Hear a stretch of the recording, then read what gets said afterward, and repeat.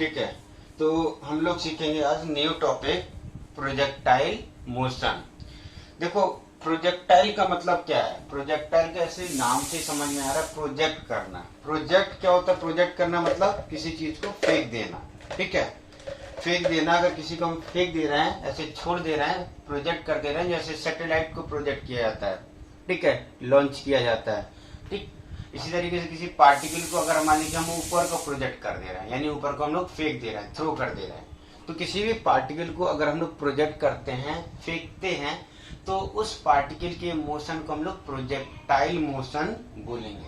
ठीक है, जैसे कि एक पार्टिकल है, इस पार्टिकल को अगर हम लोग वर्टिकली अपवर्ड ऐसे प्रोजेक्ट कर देते हैं, ऐसे फेंक देते हैं इस तरीके से। ठीक है, ओके, तो ये जो पार्टिकल है, इस पार्टिकल का जो मोशन होगा, मोशन, ठीक, वो मोशन कैसा होगा, ऐसा सीधा सीधा ग्रेविटी वर्टिकली डाउनवर्ड है। अगर ग्रेविटी वर्टिकली डाउनवर्ड है और हम एक पार्टिकल को वर्टिकली अपवर्ड प्रोजेक्ट कर रहे हैं, तो मुझे बताओ ये जो पार्टिकल है, ये पार्टिकल हम लोग ऐसे सीख चुके हैं वैसे तो, ठीक है, नहीं याद है आपको तो भी चलेगा। ठीक, तो ये पार्टिकल क्या होगा, सीधे सीधे ऐसे ऊपर जाएगा और वापस आ जाएगा। तो इस टाइप का जो मोशन हो रहा होगा, ये वाला मोशन प्रोजेक्टाइल मोशन ही कहलाएगा। एक मैं दूसरा केस ले रहा हूँ, देखो एक पार्टिकल है, अगर इस पार्टिकल को अगर हम लोग ऐसे सीधे सीधे ऐसे प्रोजेक्ट कर देते, ऐसे फेंक देते, तो पार्टिकल मानिए ग्राउंड है, तो ग्राउंड के ऊपर ऐसे स्मूथ सरफेस है, ऐसे मोशन कर रहा होगा, तो ये वाला जो मोशन है, इसको हम लोग प्रोजेक्टाइल मोशन नहीं बोलेंगे। ठीक है, प्रोजेक्टाइल मोशन मतलब मोशन अंडर ग्रेविटी, या फिर हम ऐसे प्रोजेक्ट कर रहे हैं, अगर ग्रेविटी के इन्फ्लुएंस में प्रोजेक्ट कर रहे हैं पार्टिकल को, तो प्रोजेक्टाइल मोशन कहलाएगा। तो ये जो मोशन है, ये मोशन जो है, इसमें हम लोग प्रोजेक्ट नहीं कर रहे हैं, फेंक नहीं रहे हैं पार्टिकल को जब भी हम लोग फेंकेंगे, तो उस केस में जो मोशन हो रहा होगा, उसी मोशन को हम लोग प्रोजेक्टाइल मोशन बोलेंगे। ठीक है, जब हम लोग थ्रो करेंगे, यानी फेंकेंगे, पार्टिकल को थ्रो करेंगे, फेंकेंगे, तो पार्टिकल का जो मोशन होगा, वो मोशन कहलाएगा प्रोजेक्टाइल मोशन। ठीक है, तो मुझे बताओ ये जो दो केस हैं, इनमें से फर्स्ट और सेकेंड, इन दोनों में प्रोजेक्टाइल मोशन कौन सा होगा जो अभी हम बोल रहे हैं, फेंकने वाला?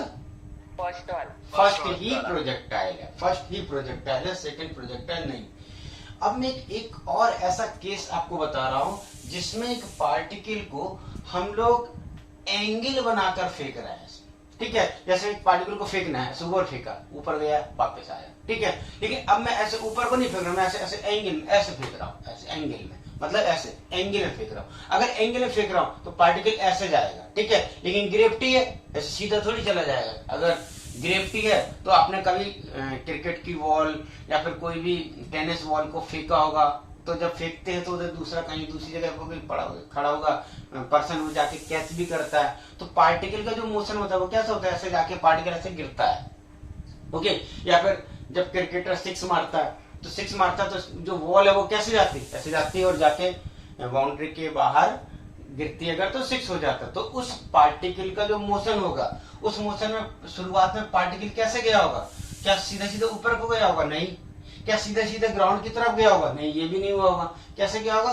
किसी एंगल पर गया होगा। उसको पार्टिकल का जो वेलोसिटी होगा, इनिशियल वेलोसिटी, वो किसी एंगल पर होगा। ठीक है, वो किसी एंगल पर होगा, पार्टिकल को किसी एंगल पर प्रोजेक्ट किया गया होगा। ठीक है, तो ये जो पार्टिकल है, जिसको किसी एंगल पर हम लोग प्रोजेक्ट कर रहे हैं, इस पार्टिकल का जो मोशन होगा, ऐसा जो मोशन होगा, ठीक है, मुझे बताओ ये वाला मोशन क्या प्रोजेक्टाइल कहलाएगा? बोलो, क्या ये मोशन प्रोजेक्टाइल कहलाएगा? ये भी कहलाएगा, ये भी कहलाएगा। अब मुझे बताओ, ये भी, क्योंकि पार्टिकल थ्रो किया गया, और थ्रो करने के बाद ये पार्टिकल ग्राउंड को सट के यानी टच होके नहीं मूव कर रहा है, ये ऊपर गया, हवा में गया। ठीक है, तो जब भी कोई चीज हवा में जा रही है, ठीक है, जैसे मान लिया कि जब हम लोग किसी सैटेलाइट को लॉन्च करते हैं, ठीक, तो बोलते हैं उसको प्रोजेक्ट किया हम लोगों ने, अपने किसी ऑर्बिट में प्रोजेक्ट कर दिया। ठीक, लेकिन अगर मान लिया कि कोई कार चल रही हुई, कोई ट्रेन चल रही हुई, तो उसको ट्रेन को थोड़ी ना बोलते, ट्रेन को प्रोजेक्ट कर दिया। ओके, ट्रेन मतलब रन कर रही है, ऐसा बोलेंगे। ठीक है, ओके, एक स्टेशन छूटी है दूसरे स्टेशन तक जा रही है, इस टाइप से बोलते हैं। लेकिन ट्रेन प्रोजेक्ट हो गई कि नागपुर से प्रोजेक्ट हुई और चंदपुर पहुंची, ऐसा थोड़ी बोलते हैं। ठीक है, इवन आप चाहो तो फ्लाइट को बोल सकते हो, बट फ्लाइट का मोशन भी इन्फ्लुएंस ऑफ ग्रेविटी नहीं होता वैसे। ठीक है, तो लेकिन वो बोल सकते हो आप, फ्लाइट को तब भी बोल सकते हो, लेकिन आप ट्रेन को नहीं बोल सकते कि प्रोजेक्ट किया। बट यहाँ पर ये जो पार्टिकल है, ये देखो ग्राउंड से ऊपर चला गया, ग्राउंड से ऊपर चला गया, यानी कि इसका मोशन अंडर ग्रेविटी ही हो रहा है। देखो यहाँ पर भी ग्रेविटी लग रही होगी। ये जो पार्टिकल है, ये पार्टिकल थोड़ी देर के बाद में वापस आता है। तो क्यों वापस आता है, किसकी वजह से वापस आता है? ग्रेविटी की वजह से वापस आता है। तो ये पार्टिकल अगर वापस आता है और ग्रेविटी की वजह से वापस आता है, ऐसे मोशन करके वापस आता है, ग्रेविटी की वजह से वापस आता है, तो इस पार्टिकल का मोशन अंडर ग्रेविटी हो रहा है, ग्रेविटी के इन्फ्लुएंस में मोशन हो रहा है। इसका मोशन भी मोशन अंडर ग्रेविटी हो रहा है, ग्रेविटी के इन्फ्लुएंस में हो रहा है। और ये वाला जो मोशन है, इसमें ग्रेविटी का इफेक्ट खत्म हो गया। ठीक है, जो ग्रेविटी वाला अगर फोर्स आप सोचो यहाँ से लग भी रहा होगा, तो जो ग्राउंड है वो भी फोर्स ऊपर को लगा रहा होगा, इसको नीचे, पार्टिकल को नीचे नहीं जाने दे रहा होगा। ठीक है, तो यहाँ पर इस पार्टिकल का जो मोशन है, मोशन अंडर ग्रेविटी नहीं है। ठीक, यानी पार्टिकल का मोशन अगर ग्रेविटी के इन्फ्लुएंस में हो रहा है नॉर्मली, तो ही हम लोग उन सभी मोशन को प्रोजेक्टाइल मोशन बोल सकते हैं। तो आप बताओ जरा, यहाँ पर मैं 3 मोशन बोल रहा हूँ, 1, 2 एंड 3। इन तीनों में से कौन कौन सा प्रोजेक्टाइल है? अब समझ में आ गया होगा आपको कौन कौन सा प्रोजेक्टाइल है। फर्स्ट एंड थर्ड, फर्स्ट और थर्ड ये दोनों ही प्रोजेक्टाइल मोशन है। अच्छा, हम देखो मोशन को 1D, 2D और 3D में समझते हैं। ठीक है, वैसे तो मैंने जब कोऑर्डिनेट बताया था तब मैंने थोड़ा सा बताने की कोशिश की थी, लेकिन 1D क्या है, देखो यहाँ रफ में देखते हैं। 1D क्या, कॉपी नहीं करना, रफ में देखते हैं। 1D क्या है, एक पार्टिकल अगर एक ही डायरेक्शन में मोशन कर रहा है और ऐसे बस उसी में ही मोशन कर सकता है, बस इधर ऐसे इधर जा सकता है, इधर जा सकता है, इधर, लेकिन थोड़ा सा भी ऐसा डेविएट नहीं हो सकता उसका पाथ। ठीक है, एक ही लाइन में अगर चल रहा है, मोशन इन स्ट्रेट लाइन हो रहा है, तो इस टाइप के मोशन को हम लोग 1D मोशन बोलते हैं। 1D मतलब 1 डायमेंशनल मोशन बोलते हैं। ठीक है, अब डायमेंशनल क्या होता है, तो डायमेंशनल जैसे ये हम कोऑर्डिनेट सिस्टम लेते हैं, कोऑर्डिनेट सिस्टम लेते हैं, तो इसका ये एक्स एक्सिस हो गया, ये वाई हो गया, ये जेड हो गया। ठीक, तो अगर पार्टिकल का एक्स कोऑर्डिनेट बढ़ रहा है, ठीक है, तो ये एक डायमेंशन हो गया। एक्चुअली में ये हमने एक्स वाई जेड यानी 3 डायमेंशन को रिप्रेजेंट कर रहा है। एक्स वाई जेड ये तीनों मिलाकर 3 डायमेंशन को रिप्रेजेंट कर रहा है। ठीक है, तो अगर मान लिया कि केवल एक्स डायरेक्शन, एक्स कोऑर्डिनेट ही चेंज हो रहा है, सिर्फ एक्स कोऑर्डिनेट चेंज हो रहा है, तो जो मोशन होगा वो 1 डायमेंशनल कहलाएगा। तो यहाँ पर हमारा अगर मोशन ऐसे ऐसे में हो रहा है, तो हम क्या करेंगे, यही अपना एक्स एक्सिस एज्यूम कर लेंगे, वाई इसके परपेंडिकुलर हो जाएगा और जेड उन दोनों के परपेंडिकुलर हो जाएगा। तो एक्स वाई जेड 3 एक्सिस हो गए। इन तीनों एक्सिस में अगर पार्टिकल का एक्स कोऑर्डिनेट चेंज हो रहा है, ठीक है, अगर सिर्फ एक्स कोऑर्डिनेट चेंज हो रहा है, तो पार्टिकल का जो मोशन होगा वो 1 डायमेंशनल मोशन होगा। ठीक है, हाँ, अगर पार्टिकल का सिर्फ वाई कोऑर्डिनेट चेंज हो रहा होगा, यानी पार्टिकल का मोशन कैसा हो रहा होगा, ऐसे वाई में ऊपर नीचे ऐसे ऐसे सिर्फ, तो वो मोशन भी कैसा हो जाएगा, 1 डायमेंशनल मोशन। ठीक है, लेकिन अगर एक्स वाई जेड तीनों कोऑर्डिनेट चेंज हो रहे हैं या सिर्फ एक्स वाई चेंज हो रहा है, जैसे मान लीजिए एक पार्टिकल है जो कि इधर इसमें मूव कर रहा है, ऐसे ऐसे इसकी सरफेस पर मूव कर रहा है, सरफेस पर मूव कर रहा है। ठीक है, ओके, तो हम यहाँ पर सोच सकते हैं 3 एक्सिस, एक एक्स एक्सिस ये हो गया, ये मान लिया एक्स एक्सिस हो गया, ऊपर हो गया वाई एक्सिस और ये हो गया जेड एक्सिस। तो मुझे बताओ, जब पार्टिकल ऐसे ऐसे मूव कर रहा है, तो इस पार्टिकल का एक्स वाई जेड तीनों कोऑर्डिनेट में से कोई एक कोऑर्डिनेट ऐसा जो चेंज ही नहीं हो रहा है, बता सकते हो कौन सा चेंज नहीं हो रहा है? अगर पार्टिकल इस सरफेस पर मूव कर रहा है, वाई कोऑर्डिनेट चेंज ही नहीं हो रहा है। कौन सा चेंज हो रहा है? ये वाला चेंज हो रहा है, एक्स। मान लीजिए पार्टिकल इधर आ गया, इधर पार्टिकल आ गया, तो उसका एक्स कोऑर्डिनेट कौन सा होगा, ये होगा, अगर यहाँ आ गया। ठीक है, और वाई जेड कोऑर्डिनेट कौन सा होगा, इतना होगा, लेकिन वाई कोऑर्डिनेट क्या होगा, 0, ऑरिजिन के सामने ही है ना, ऊपर तो गए नहीं हम लोग। ठीक है, वाई कोऑर्डिनेट 0 होगा, यानी पार्टिकल ऐसे ऐसे मूव कर रहा है, तो उसका जो वाई कोऑर्डिनेट है वो चेंज नहीं हो रहा। कौन सा चेंज हो रहा है, एक्स एंड जेड। तो 2 कोऑर्डिनेट चेंज हो रहा है, तीसरा वाला चेंज नहीं हो रहा। अच्छा, मान लिया कि हम ऐसा लेते हैं, अगर ऐसा लेते हैं और पार्टिकल ऐसा ऐसा मोशन कर रहा है, वही ये एक्स एक्सिस, ये वाई एक्सिस और ये वाला जेड एक्सिस, ये वाला आपका जेड एक्सिस।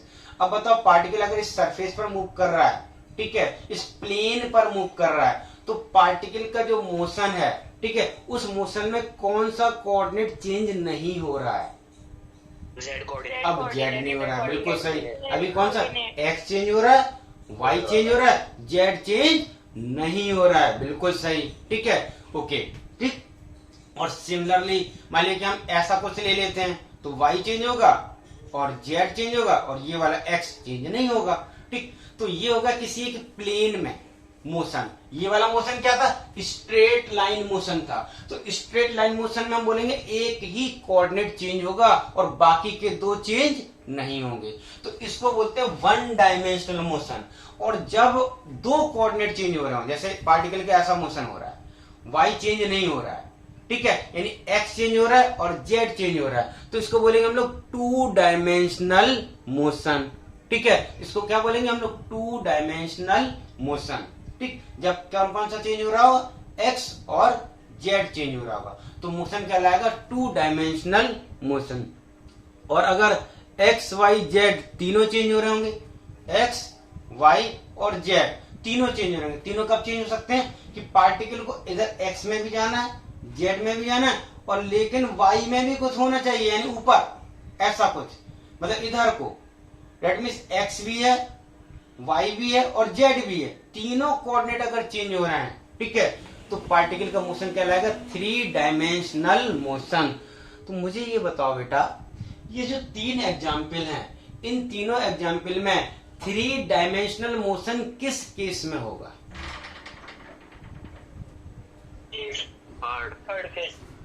थर्ड में, थर्ड में नहीं होगा सर, एक में भी किसी में भी नहीं, किसी में भी नहीं होगा। पक्का? सही बोल। हाँ, किसी में भी नहीं है, किसी में भी थ्री डायमेंशन नहीं है। अरे भाई, इस वाले केस में अगर देखा जाए तो पार्टिकल ऐसे से जाएगा, यानी कौन सा? ये जो प्लेन है इसमें तो मूव किया, क्या इधर को आया? क्या तुम्हारी तरफ आया? क्या ऐसे जाके ऐसे ऐसे करके गया क्या पार्टिकल? तुमने ऐसा अगर फेंका तो ऐसे जाके इधर गिर जाएगा, अगर ऐसा फेंका और इधर जाने के बाद ऐसे ऐसे घूम घाम के बढ़िया, तीनों में मतलब एक्स भी, वाई भी और जेड भी, वो जेड भी कुछ कवर करे, तभी तो कहलाएगा थ्री डायमेंशनल मोशन। इसमें तो कौन कौन से कोऑर्डिनेट चेंज हो रहे होंगे? वाई और एक्स। तो इस वाले केस में पार्टिकल का जो मोशन होगा वो थ्री डायमेंशनल नहीं होगा, और इसमें तो है ही नहीं और इसमें भी नहीं है। अच्छा बताओ, इन तीनों केसेस में टू डायमेंशनल मोशन किस केस में हो रहा है? थर्ड वाले में, थर्ड में। और ये दोनों कैसे हैं? One dimensional project, one dimension. अच्छा मुझे बताओ, इन तीनों में वन डायमेंशनल प्रोजेक्टाइल मोशन कौन सा है? फर्स्ट। और फिर मैं बोलूं कि टू डायमेंशनल प्रोजेक्टाइल मोशन कौन सा है? थर्ड वाला। तो थर्ड है टू डायमेंशनल प्रोजेक्टाइल मोशन और फर्स्ट है वन डायमेंशनल प्रोजेक्टाइल मोशन। हम लोग पढ़ रहे हैं अभी प्रोजेक्टाइल मोशन। हाँ, प्रोजेक्टाइल मोशन। कोई डाउट बेटा? जल्दी चलो, डाउट तो नहीं है? किसी ने सर बोला था? चलो ठीक है। तो ये वन डायमेंशनल प्रोजेक्टाइल मोशन, ये वाला प्रोजेक्टाइल मोशन नहीं है, वन डायमेंशनल मोशन है। One dimensional motion on surface बोल सकते हो, ठीक है। और ये हो गया टू डायमेंशनल प्रोजेक्टाइल मोशन। अच्छा, यहाँ पर वन डायमेंशनल और टू डायमेंशनल प्रोजेक्टाइल मोशन में से एक हम लोग मोशन ऑलरेडी पढ़ चुके हैं। कौन सा? फर्स्ट वाला। फर्स्ट वाला। हमने उसको अलग नाम देके पढ़ा था। हमने एक्चुअली में वन डायमेंशनल प्रोजेक्टाइल नहीं बोला था, हमने क्या बोला था? हमने बोला था मोशन अंडर ग्रेविटी, ठीक है, ओके। तो ये ऑलरेडी होके है, one dimensional projectile motion already होके है। चलो जरा देख लेते हैं क्या क्या पढ़ा था हम लोगों ने। हमने ऐसा देखा था कि एक पार्टिकल को वर्टिकली अपवर्ड अगर प्रोजेक्ट करते हैं तो ये पार्टिकल ऐसे ऊपर ऐसे जाकर ऐसे जाता नहीं रहता है, रुक जाता है, ठीक है, कहीं ना कहीं जाकर ये रुक जाता है। जहां पर रुक जाएगा, जहां पर इसकी वेलोसिटी 0 होगी, क्या उसके और ऊपर जाएगा? ऑब्वियसली नहीं जाएगा। तो इसके अगर और ऊपर नहीं जाएगा तो यही पॉइंट इस पार्टिकल के मोशन का हाईएस्ट पॉइंट कहलाएगा, टॉप मोस्ट पॉइंट कहलाएगा, हाईएस्ट पॉइंट कहलाएगा। तो इस वाले पॉइंट का जो हाइट होता है उसको हमने बोला एच मैक्स, मतलब मैक्सिमम हाइट। ठीक है, ओके। फिर हमने बोला कि इसका पार्टिकल का जो जर्नी होगा वो जर्नी यहाँ खत्म नहीं होगा, पार्टिकल रिटर्न भी आएगा, क्योंकि ग्रेविटी तो लगी रही है। ग्रेविटी किस साइड को लग रही होगी? हमेशा ग्रेविटी वर्टिकली डाउनवर्ड ही लगती है। तो ग्रेविटी की वजह से ये पार्टिकल वापस भी आएगा, ये सीधे सीधे ऊपर जाता नहीं रहेगा, वापस भी आएगा। तो हमने बोला कि ठीक है, फिर ऊपर भी जाना है और नीचे भी आना है। तो इसके मोशन को दो पार्ट में समझ लेते हैं, एक है अपवर्ड जाने वाली जर्नी और एक है वापस आने वाली जर्नी। ठीक है, ओके। वैसे तो जर्नी कैसी हो रही होगी? ऐसे सीधे सीधे जाएगा और सीधा सीधा वापस आ जाएगा। ठीक, लेकिन जब भी ऐसा हो रहा होता है तो हम लोग क्या करते हैं, इसको दो पार्ट में ऐसे दिखा देते हैं। ठीक है, ये ए पॉइंट था, ये बी था। ठीक है, तो ये ए हो गया, ये बी हो गया, और ये बी और ये ए। ठीक है, ये अपवर्ड और ये डाउनवर्ड जर्नी। ठीक है, समझने के लिए रियल में तो कैसा ऊपर जाएगा और सीधा सीधा उसी पाथ में वापस आएगा। लेकिन जो रिटर्न वाला पाथ है वो थोड़ा सा स्प्लिट कर दिया, हमने थोड़ा सा साइड में सरका दिया और ये वाला पार्ट इधर रख दिया। तो यहां से यहां तक जाने में कुछ टाइम लगेगा t1 और वापस आने में टाइम लगेगा t2। मुझे बताओ t1 और t2 में क्या कोई रिलेशन होता है? नीचे से ऊपर जाने में जो टाइम, दोनों इक्वल रहते हैं। वेरी गुड, याद कर लो कि कभी भी किसी पार्टिकल को वर्टिकली अपवर्ड जब प्रोजेक्ट करते हैं तो ऊपर जाने का जितना टाइम लगेगा उतना ही टाइम ऊपर से नीचे वापस आने का लगेगा। यानी अपवर्ड जर्नी का जो टाइम है वही रिटर्न जर्नी का टाइम है, दोनों टाइम इक्वल होते हैं। और इनकी वैल्यू क्या होती है वो भी अपने को याद होनी चाहिए कि अगर u से प्रोजेक्ट कर रहे हैं तो पार्टिकल को ऊपर जाने में टाइम लगेगा u बाई जी और नीचे आने में भी लगेगा u बाई जी। ये याद रखना है अपने को। याद आ रहा है क्या? किसी को याद आ रहा है क्या? ऐसा हमने निकाला था एक फार्मूला। ठीक है, ओके। जिन लोगों ने मोशन ग्रेविटी नहीं भी पढ़ा है, ठीक है, चलो कोई बात नहीं। ये देखो बीच में मैंने मैथमेटिकल टूल और वेक्टर डाले हैं क्योंकि वो इतने इंपॉर्टेंट नहीं है।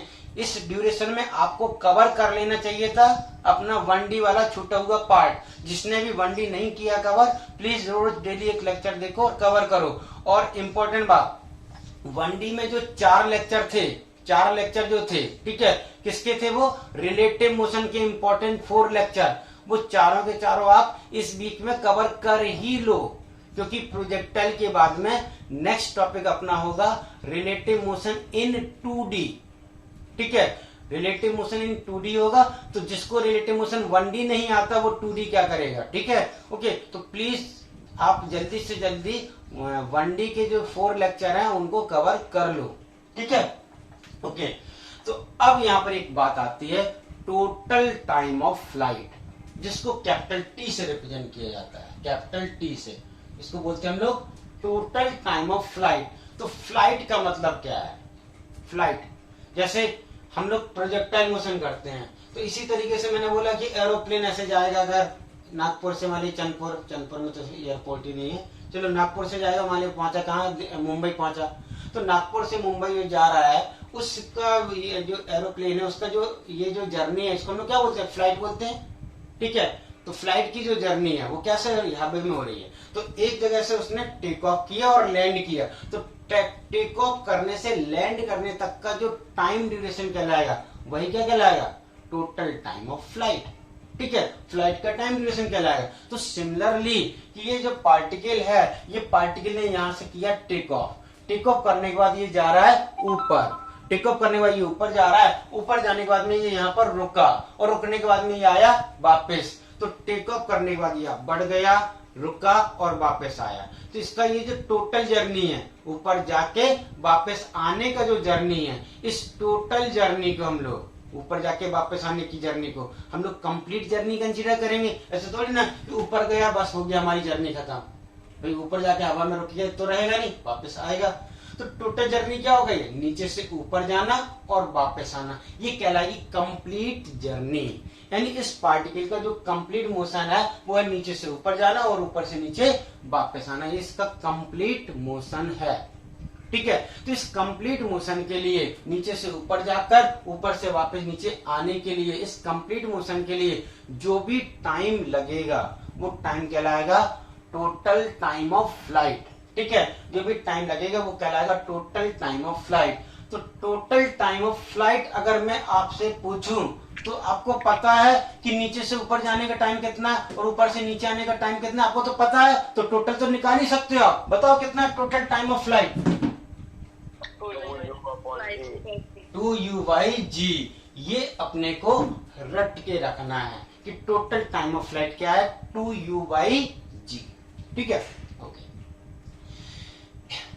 ठीक। इसके बाद में एक और अपने को फार्मूला याद रखना है कि आपसे पूछा जाएगा कि भाई पार्टिकल को अगर ऐसा फेंका गया कितना ऊपर गया। ठीक है, कितना ज्यादा ऊपर गया, यही इंपॉर्टेंट चीज है ना।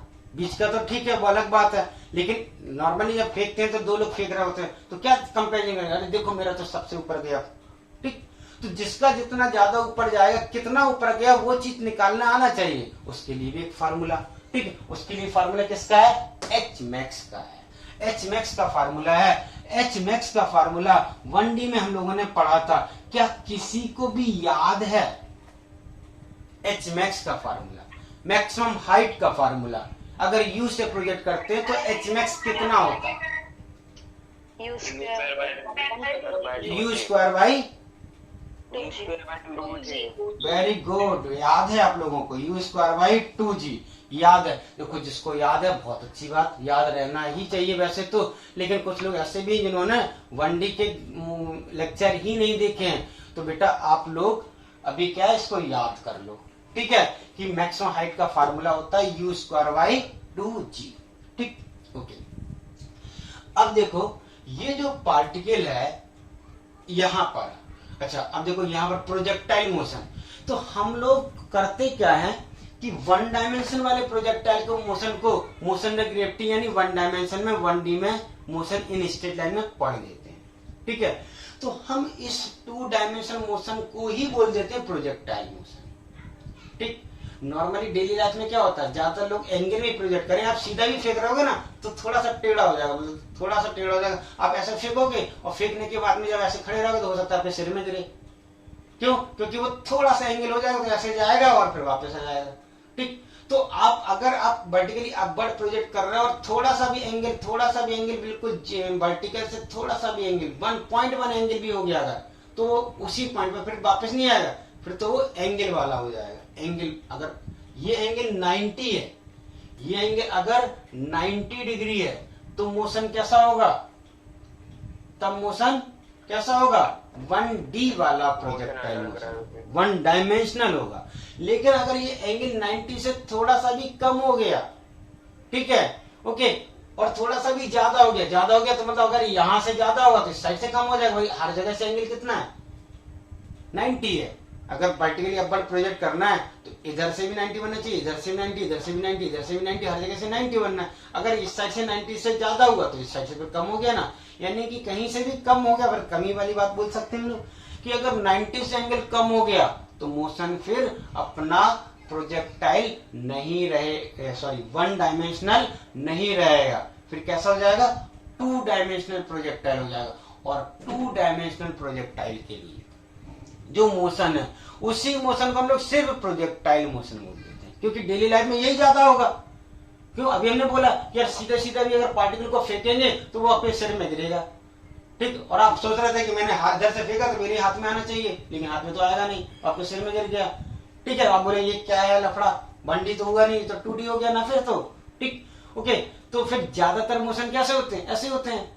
अगर ऐसे होते हैं तो इसको ही हमने बोल दिया प्रोजेक्टाइल मोशन, यानी कि 2 डायमेंशनल प्रोजेक्टाइल मोशन को हम लोग सिंपल प्रोजेक्टाइल मोशन बोलते हैं। ठीक है, तो प्रोजेक्टाइल मोशन हम लोग पढ़ने जा रहे हैं, 2 डायमेंशनल प्रोजेक्टाइल मोशन को ही हम लोग प्रोजेक्टाइल मोशन भी बोलते हैं। ठीक है, ओके।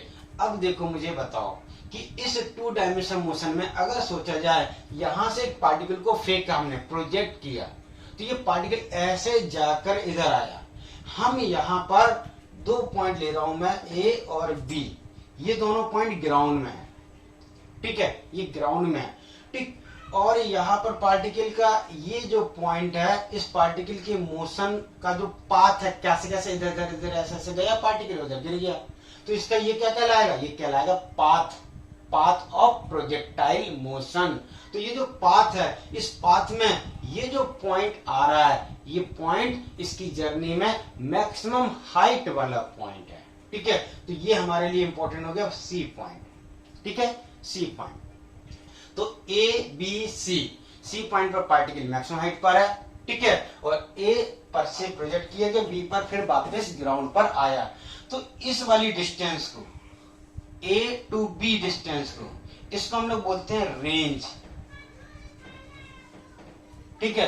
रेंज क्या हो गया, हमने ऐसा फेंका तो कितना दूर गिरा, ठीक। जैसे मान लिया कि एक कोई टैंकर है, टैंकर जो कि बम को प्रोजेक्ट करता है, ठीक, तो बम को फेंकने वाले टैंकर है, तो जो जितनी ज्यादा दूर अपने बम को फेंक देगा, हम बोलेंगे उसकी रेंज ज्यादा है, ठीक है, वो ज्यादा कवर कर रहा है, ज्यादा डिस्टेंस को कवर कर रहा है। तो हॉरिजॉन्टल में जो जितना दूर पार्टिकल जितना दूर गिरेगा, हॉरिजॉन्टल जो पार्टिकल जितना दूर गिरेगा उसकी रेंज ज्यादा होगी, ठीक है, ओके। ऐसे मैंने किसी ने 6 मारा, तो 6 मारने के बाद पार्टिकल ऐसे जाके कहीं गिरता, तो जहां गिरता, जिस जगह पर गिरता उसका और जहां से प्रोजेक्ट किया गया, जहां क्रिकेटर खड़ा हुआ है, वो जो डिस्टेंस है वही डिस्टेंस कहलाएगी range.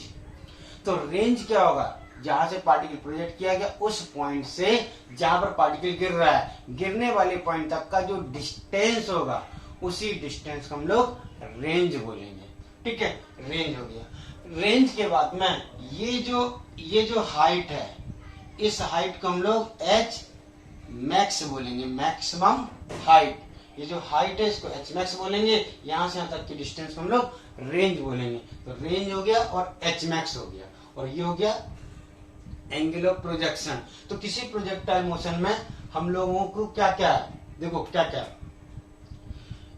You speed of projection, theta angle of projection with horizontal.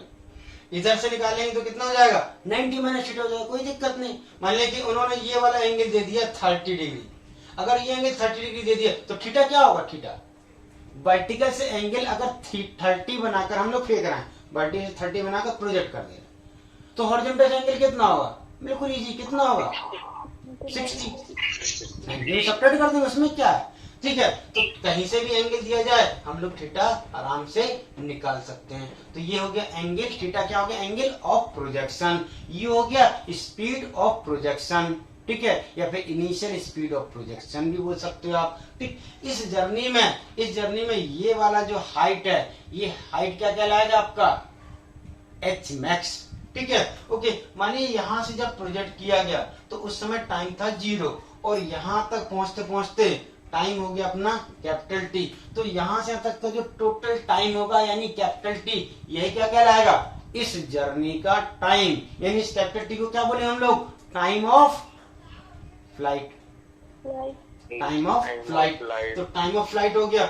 और रेंज क्या है, हॉरिजॉन्टल में जिस जगह से प्रोजेक्ट किया गया और पार्टिकल जब जाके ग्राउंड में टकराया, तो टकराने तक उसने जितना हॉरिजॉन्टल में डिस्टेंस कवर किया, उसी डिस्टेंस को हम लोग रेंज बोलेंगे, यानी हॉरिजॉन्टल में जो कवर की गई डिस्टेंस है, ठीक है, प्रोजेक्ट करने से लैंड करने तक, प्रोजेक्ट करने से लैंड करने तक हॉरिजॉन्टल में जितना भी चल रहा है पार्टिकल, वही डिस्टेंस कहलाएगा रेंज। अब ये तीनों चीजें अपने को निकालना आना चाहिए, ठीक है। मैं यहाँ हटा दूं क्योंकि ये तो अपना 1D वाला था पुराना, ठीक है, और ये दोनों फार्मूले अपने को याद होने चाहिए। मैं इनको हटा रहा हूं लेकिन आपको याद हो जाने चाहिए। तो जो न्यू स्टूडेंट है जिनका बैकलॉग चल रहे हैं, मोशन अंडर ग्रेविटी नहीं किया हुआ है, तो आप ये फार्मूले अभी याद कर लो, कोई दिक्कत नहीं है, हो जाएगा, ठीक है, काम चल जाएगा। क्या बोल रहे हो सर, ये जो रेंज है वो डिस्प्लेसमेंट ही होगा ना? हाँ, हॉरिजॉन्टल डिस्प्लेसमेंट, ठीक है। एच मैक्स कैसे, ऊपर को, ऊपर कितना गया, ये तो मैक्सिमम हाइट कहलाएगा। हाइट कैसे निकालेंगे, ऊपर में निकालेंगे, ठीक है, जैसे कोई बिल्डिंग है तो कितनी उसकी हाइट है तो ऊपर को निकालेंगे, और कितनी फैली हुई है, ठीक है, कितना रेंज कवर कर रखा उसने, ठीक है, उसका क्या रेंज है बिल्डिंग का। तो वो जो रेंज है वो क्या होगा, हॉरिजॉन्टल का डिस्टेंस। वर्टिकल का डिस्टेंस क्या कहलाएगा, एच मैक्स कहलाएगा। अब देखो मुझे ये बताओ कि अगर एक पार्टिकल को ऐसे ऊपर को फेंकते हैं तो इसका मोशन कैसा हो रहा है, 1D हो रहा है। अगर इधर को ऐसे प्रोजेक्ट कर रहे हैं, मान लीजिए इसको B1 से प्रोजेक्ट कर रहे हैं तो हॉरिजॉन्टल में जा रहा होगा, ठीक है। ये वाला जो पार्टिकल है, ये वाला पार्टिकल है, ये ऊपर भी तो जा रहा है और हॉरिजॉन्टल में भी जा रहा है, ठीक है, ऊपर भी जाने का काम कर रहा है और हॉरिजॉन्टल में जाने का भी काम कर रहा है। तो इसके पास तो दो वेलोसिटी है ही नहीं, इसके पास तो एक ही वेलोसिटी है। ऐसा कैसे हो रहा है,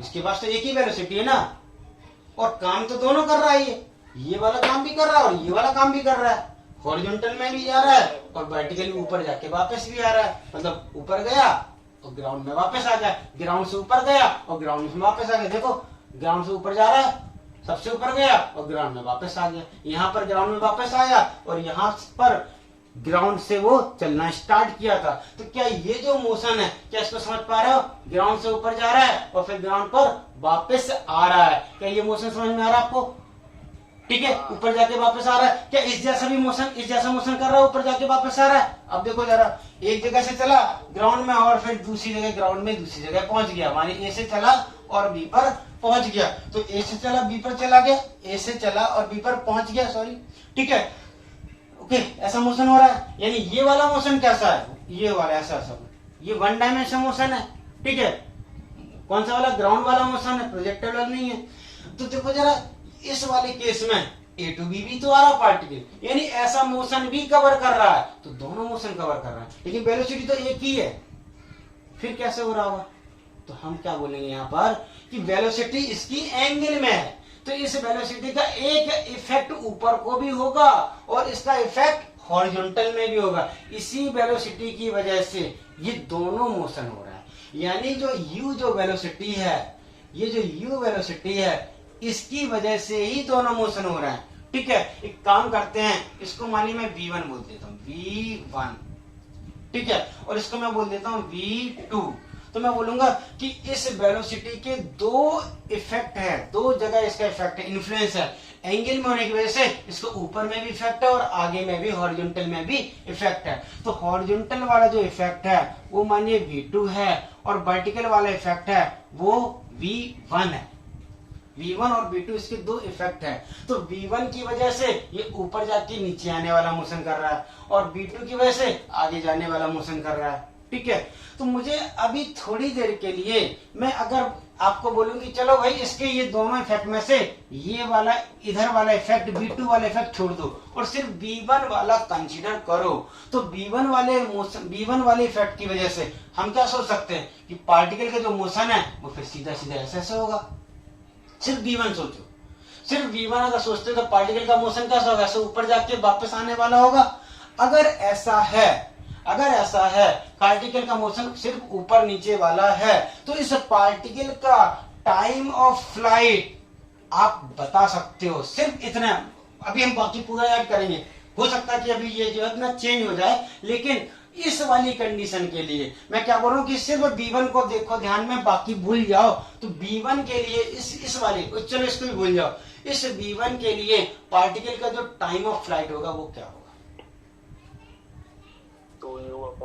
2v1 अपॉन जी, ठीक है। सिमिलरली मान लिया कि पार्टिकल के लिए यहाँ पर टाइम 0 सेकेंड है और यहाँ पर टाइम अपना है सपोर्टेड, मान लिया कि अच्छा एच मैक्स की भी बात कर लेते हैं। इसी b1 के लिए, इसी b1 के लिए एच मैक्स बता सकते हो आप क्या होगा, एच मैक्स अभी दो फार्मूले लिखे थे बस वही, v1 square upon 2g, v1 square upon 2g। चलो ये दो फार्मूले हो गए हमारा, एक टाइम ऑफ फ्लाइट का हो गया और एक हो गया एच मैक्स का। Time of flight H max maximum height, capital T time of flight, okay, ठीक है। अच्छा देखो जरा, मान लिया कि यहां से यहां तक का टाइम लग रहा है capital T, by chance capital T time लग रहा है और इस साइड में ऐसे में वेलोसिटी v1। तो यहां से यहां तक का जो डिस्टेंस होगा, चलो इस डिस्टेंस को नाम दे दे रहा हूं मैं r, यहां से तक की डिस्टेंस r। तो डिस्टेंस कितने टाइम में कवर हो रही है? t टाइम में। एक पार्टिकल यहां से चल रहा है v2 से जा रहा है और यहां पहुंच गया।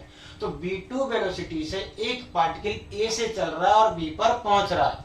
v2 वेलोसिटी से एक पार्टिकल a से चल रहा है और b पर पहुंच रहा है।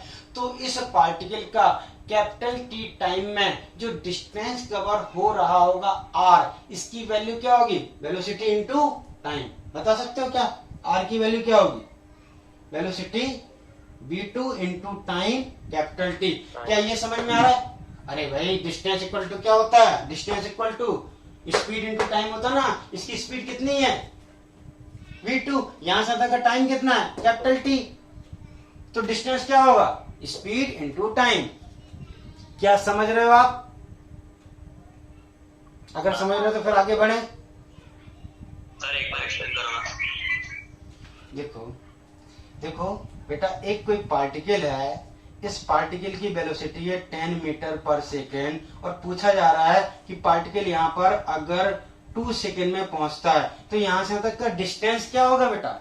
डिस्टेंस यहां से तक का डिस्टेंस 20 मीटर। 20 मीटर। कैसे आया? कैसे आया? 10 इंटू 2 किया ना आपने, वेलोसिटी इंटू टाइम किया, तो क्या मिल गया? डिस्टेंस मिल गया। अब इस डिस्टेंस को नाम दे दूं मैं r, इस डिस्टेंस को मैं नाम दे दूं r, तो डिस्टेंस क्या हो गया? r। वेलोसिटी कितनी है? v2, उसको नाम दे दिया मैंने v2 और टाइम को नाम क्या दे दिया? Capital T। तो टाइम है कैपिटल T, वेलोसिटी स्पीड है आपकी v2 और डिस्टेंस है r। तो डिस्टेंस इक्वल टू क्या लिख सकते हैं? Velocity into time. क्या ये समझ में आया? अभी कोई डाउट है? अरे ये तो यार 6 में पढ़ा होगा यार ये तो तुमने। Distance equal to speed into time. अरे कोई बात नहीं, समझ में आया अभी? हाँ सर। हाँ ठीक है, इसको मैं हटा दे रहा हूं। अब देखो वापस आते हैं। ये जो पार्टिकल है, इसका जो ऐसा वाला मोशन हो रहा था, इसमें स्पीड ऑफ प्रोजेक्शन u है। इनिशियल स्पीड u से फेंका गया। तो जो स्पीड ऑफ प्रोजेक्शन है, हम बोल रहे हैं उसके 2 इफेक्ट है, एक हॉरिजॉन्टल में और एक वर्टिकल में। तो इस स्पीड का एक हॉरिजॉन्टल में इफेक्ट है और एक वर्टिकल में इफेक्ट है। ये वाला एंगल अगर थीटा है, अगर स्पीड का हॉरिजॉन्टल से एंगल अगर थीटा है, तो इस स्पीड का हॉरिजॉन्टल से एंगल थीटा है, तो हॉरिजॉन्टल वाला जो इफेक्ट होगा, उस इफेक्ट को यानी v2 को हम क्या बोल सकते हैं? u cos theta. बिल्कुल सही, याद है आपको, u cos थीटा। अब ये पार्ट है वेक्टर का। हम बोलते हैं कि किसी भी वेक्टर क्वांटिटी को, देखो जिसका भी डायरेक्शन है उस क्वांटिटी को हम लोग वेक्टर क्वांटिटी बोलेंगे। तो यहाँ पर u हो गया हमारा initial velocity vector. Speed u vector नहीं होगा, स्पीड अपना जो है वो वेक्टर नहीं होगा। वेक्टर क्या? With direction. क्वेश्चन में क्या लिख कर आएगा? A particle is projected with speed u at an angle theta with horizontal. तो थीटा एंगल और स्पीड दोनों को जब मिला देंगे तो बन जाएगी वेलोसिटी। यानी इनिशियल वेलोसिटी थीटा एंगल पर अगर v है, ठीक है, तो इस वेलोसिटी का एक हॉरिजॉन्टल कंपोनेंट होगा, एक वर्टिकल कंपोनेंट होगा। अब ये कंपोनेंट करना अपने को रट के रख लेना है, ठीक है। जिसने भी नहीं पढ़ा है वेक्टर, कोई बात नहीं, ये कंपोनेंट बिल्कुल आपको याद होना चाहिए, ठीक। बाकी भूल जाओ आप कि चलो होता है वेक्टर एक चैप्टर, लेकिन अगर कोई फिजिक्स की कोई क्वांटिटी जिसका डायरेक्शन है तो उस क्वांटिटी को हम 2 पार्ट में हम लोग सोच सकते हैं। तो एक पार्ट अपना ये वाला पार्ट है और एक इधर वाला पार्ट है। इस वाले पार्ट को हम लोग बोलेंगे हॉरिजॉन्टल कंपोनेंट। इसको रट के कैसे रखना है कि अगर इस वाले वेक्टर का, किसी भी वेक्टर का किसी पर्टिकुलर लाइन से एंगल थीटा बन रहा है, तो जिस लाइन से एंगल थीटा बन रहा है उस लाइन के तरफ कंपोनेंट होगा कॉस, यानी ये हो जाएगा u कॉस थीटा। और उस लाइन के परपेंडिकुलर वाला कंपोनेंट, ये वाला जो कंपोनेंट है, ये हो जाएगा u साइन थीटा। तो एक u कॉस थीटा, एक u साइन थीटा। इस तरीके से अपने 2 कंपोनेंट हो गए, एक हो गया u कॉस थीटा, एक हो गया u साइन थीटा, ठीक है। u cos theta, u sin theta, इस टाइप से u के 2 कंपोनेंट हो गए हैं, ओके तो ये जो दो कंपोनेंट है, यू cos थीटा और यू sin थीटा, इन दोनों कंपोनेंट को अपने को याद ही कर लेना। कैसे रट के रखना, हमारे एक वेक्टर रैंडम ले लेते हैं, ऐसा वेक्टर है ए वेक्टर मैं बोल रहा हूं, लेकिन आप सोचो कि फिजिक्स की कोई क्वांटिटी जिसका डायरेक्शन है, जैसे फोर्स है, ठीक है, चलो मान ली एफ फोर्स है, एफ एक फिजिक्स की क्वांटिटी फोर्स जिसका डायरेक्शन है कैसा है, ऐसा डायरेक्शन, ऐसे एंगल में। तो ये जो फोर्स है, इस फोर्स को हम लोग दो पार्ट में डिवाइड कर सकते हैं। तो उसके लिए अपने को किसी भी एक लाइन से एंगल चाहिए। वो लाइन मान ली ऐसी लाइन है, ऐसी एक लाइन है, इस तरीके से ये जो लाइन है, इस लाइन से इस फोर्स का एंगल बन रहा है थीटा, ठीक है। तो हम क्या बोलेंगे कि इस लाइन के अलोंग में ऐसे में एक कंपोनेंट होगा और एक इसके परपेंडिकुलर में कंपोनेंट होगा। तो जो लाइन के तरफ, लाइन के अलोंग में जो कंपोनेंट होगा, एंगल जिस लाइन से बन रहा है, एंगल जिस लाइन से बन रहा है, उस लाइन की तरफ जो कंपोनेंट होगा वो होगा एफ cos थीटा, और उस लाइन के परपेंडिकुलर में जो कंपोनेंट बन रहा है वो होगा एफ sin थीटा। तो f cos theta, f sin theta, line के along f cos theta, line के परपेंडिकुलर एफ sin थीटा। इस टाइप से दो कंपोनेंट होंगे, एक लाइन के अलोंग, एक लाइन के परपेंडिकुलर। अलोंग वाला एफ cos थीटा, परपेंडिकुलर वाला एफ sin थीटा, ऐसे रट लेना है। इवन देखो मान लिया कि एक क्वांटिटी एफ ऐसा, फोर्स ऐसा, और उन्होंने लाइन ऐसी दे दी, मान ली लाइन ऐसी दे दी, ये ऐसी, और ये वाला एंगल दे, या वर्टिकली दे दो, चलो वर्टिकल लाइन दे दी, बाई चांस वर्टिकल लाइन दे दी, और एंगल ये वाला दे दिया, ठीक है, ये एंगल दे दिया थीटा।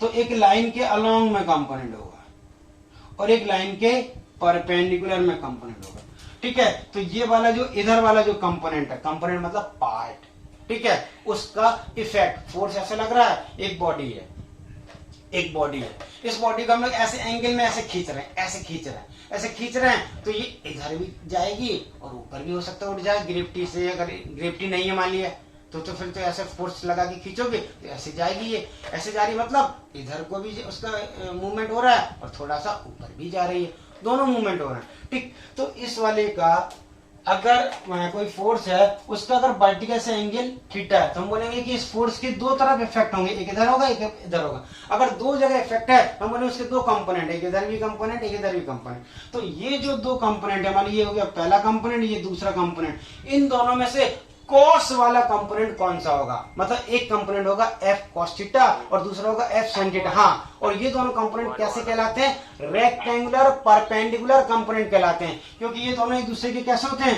परपेंडिकुलर होते हैं, ये परपेंडिकुलर होते हैं, तो ये कहलाते हैं रेक्टेंगुलर परपेंडिकुलर कंपोनेंट। देखो जिसने वेक्टर नहीं पढ़ा, जिसने कुछ भी नहीं पढ़ा, सब समझ में आएगा, बस आप ध्यान लगा के सुनते जाओ। और कुछ कुछ चीजें की ठीक है यार, अब बस इतना याद कर लेना है, हमने पहले मक्कारी की नहीं पढ़ा, वो अलग बात है, छोड़ देते हैं पुरानी बातों को, ठीक है, और आगे बढ़ते हैं नए तरीके से, ठीक है, बिल्कुल भी सब समझ में आएगा। तो इन दोनों में से एक कॉस होगा, एक साइन होगा, ठीक है, दोनों एक दूसरे के साथ परपेंडिकुलर हैं, ये कहलाएंगे रेक्टेंगुलर परपेंडिकुलर कंपोनेंट, ठीक है, या रेक्टेंगुलर कंपोनेंट भी बोल सकते हैं। तो मुझे बताओ 1 और 2 में से कॉस वाला कौन सा होगा, 1, जिससे एंगल बन रहा है, जिससे एंगल बन रहा है उस लाइन की तरफ कंपोनेंट होगा कॉस, यानी एफ cos थीटा, और दूसरा वाला उसके परपेंडिकुलर वाला होगा f sin theta, F cos theta, f sin theta.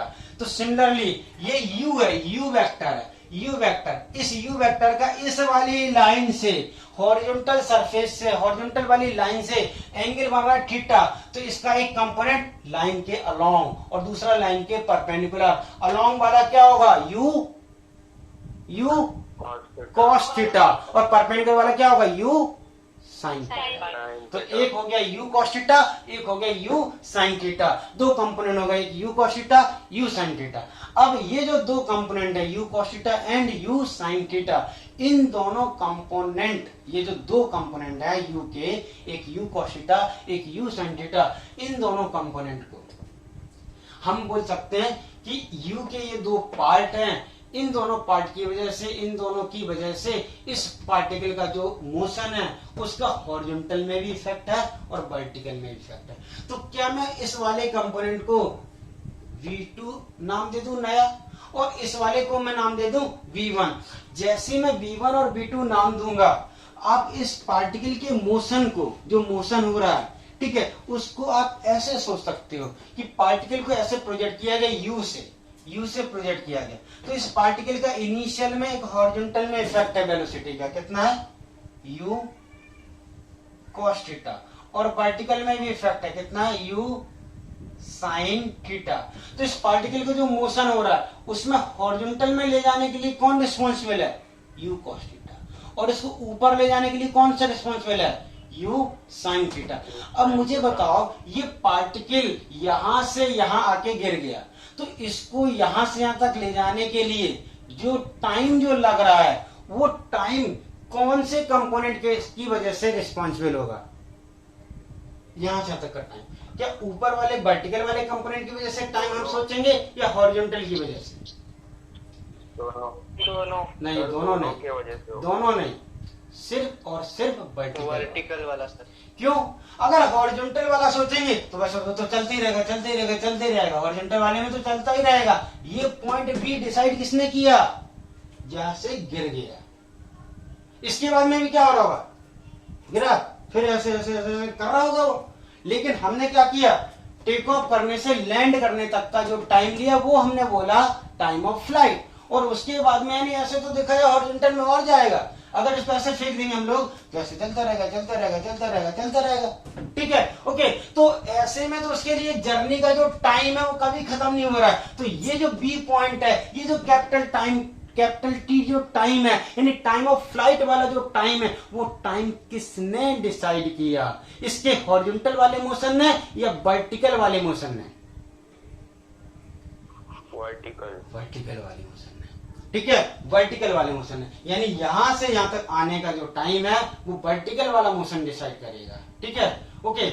और इस जर्नी में ये जो पार्टिकल का जो हाइट एच मैक्स कवर हुआ, वो हाइट ऊपर वर्टिकल वाले कंपोनेंट की वजह से ऊपर जा रहा था वो, ठीक है। फिर यहाँ पर ये टॉप मोस्ट पॉइंट पर वर्टिकल वाली वेलोसिटी बदल गई होगी, चेंज हो गई होगी, ठीक है। इवन टॉप मोस्ट पॉइंट पर कितनी हो गई होगी वर्टिकल वेलोसिटी, 0 हो गई होगी, और फिर ग्रेविटी की वजह से आके नीचे टकराया होगा। तो इस पार्टिकल का जो मोशन है, इस मोशन में वर्टिकल वाले मोशन में, इस पार्टिकल के जो वर्टिकल में जो मोशन है, उस वर्टिकल मोशन से ही एच मैक्स कवर हो रहा है। तो मुझे बताओ कि अगर हम इस पार्टिकल को के मोशन को दो पार्ट में डिवाइड कर लें, एक वर्टिकल मोशन और एक हॉरिजॉन्टल मोशन, दोनों को एक दूसरे से मिक्स कर दे, ठीक है। जैसे पार्टिकल जैसे ऊपर गया और हॉरिजॉन्टल में कुछ इधर आया, तो जब दोनों को मिक्स कर देंगे तो ना हॉरिजॉन्टल में गया होगा ना ही ऊपर, वो कहाँ गया होगा, वो इधर कहीं आया होगा, ऐसा हो गया होगा, ठीक, यहाँ कहीं आ गया होगा। मतलब कुछ हाइट भी कवर किए और कुछ हॉरिजॉन्टल डिस्टेंस भी कवर किया, मतलब कुछ एक्स कोऑर्डिनेट भी और कुछ वाई कोऑर्डिनेट भी, यहाँ कहीं पार्टिकल पहुंच गया होगा, कुछ हॉरिजॉन्टल में भी और कुछ वर्टिकल में भी। अगर पार्टिकल यहाँ कहीं पहुंच रहा है, ठीक है, ओके, ठीक, तो इस पार्टिकल के इस वाले पॉइंट पर हम बोलेंगे कि y में भी डिस्टेंस कवर्ड है और x में भी कवर्ड है। x में किसकी वजह से, v2 की वजह से, y में किसकी वजह से, v1 की वजह से, ठीक है। और फिर मान ली पार्टिकल यहाँ पर आ गया, इसका मतलब हॉरिजॉन्टल में इतना और वर्टिकल में ये वाला, तो दोनों मोशन को अगर हम मिक्स कर दें एक साथ तो क्या ये वाला मोशन मिलेगा, या उल्टा बोले इस मोशन को हम लोग अलग अलग नजरिए से देख सकें, अगर इमेजिन कर सकें, तो ये दो मोशन का कॉम्बिनेशन है। कौन कौन से दो मोशन, एक वर्टिकली अपवर्ड वाला मोशन अंडर ग्रेविटी वाला, सीधा सीधा फेंका गया और वापस आया, ठीक है, और दूसरा कौन सा, हॉरिजॉन्टल मोशन, किससे, v2 से। तो इस पार्टिकल के जो दो मोशन में अलग अलग सोच रहा हूं, इन दोनों मोशन में एक मोशन में एक्सेलरेशन है और दूसरे में नहीं है। किस किस में, इस वाले थर्ड मोशन को मैंने दो पार्ट में डिवाइड करके मेरे को सोचना है, फर्स्ट और सेकंड वाले तरीके से।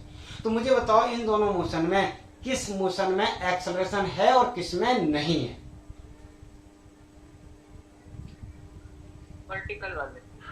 वर्टिकल वाले में एक्सेलरेशन है, इस वाले में नहीं है, बिल्कुल सही। वर्टिकल वाले में एक्सेलरेशन है तो कितना है, जी, बिल्कुल सही, जी।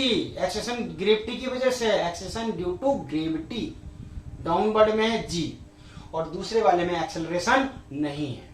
अच्छा मुझे बताओ कि अगर कोई पार्टिकल अगर कोई पार्टिकल मोशन कर रहा है और उस पार्टिकल का एक्सेलरेशन 0 है तो वेलोसिटी कैसी होगी?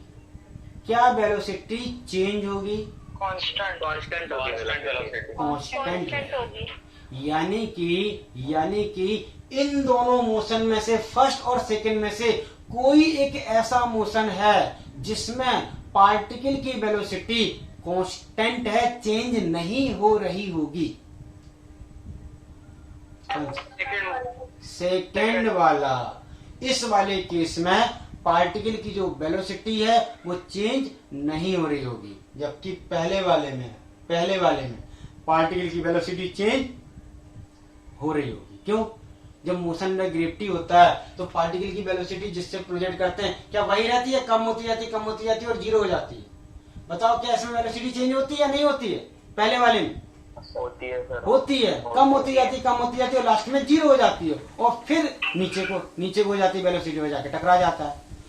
तो मैं इस पार्टिकल के मोशन में मैं यहां पर आपसे पूछूं इस जगह पर, तो मैं बोलूंगा इस जगह पर जो वेलोसिटी होगी पार्टिकल की, उस वेलोसिटी का एक हॉरिजॉन्टल में इफेक्ट होगा। हर एक जगह हॉरिजॉन्टल वर्टिकल इफेक्ट, दोनों इफेक्ट बोल सकते हैं हम लोग। तो एक हॉरिजॉन्टल में इफेक्ट होगा और एक वर्टिकल में इफेक्ट होगा। या इधर नहीं करते, इस वाले पॉइंट पर कर लेते हैं।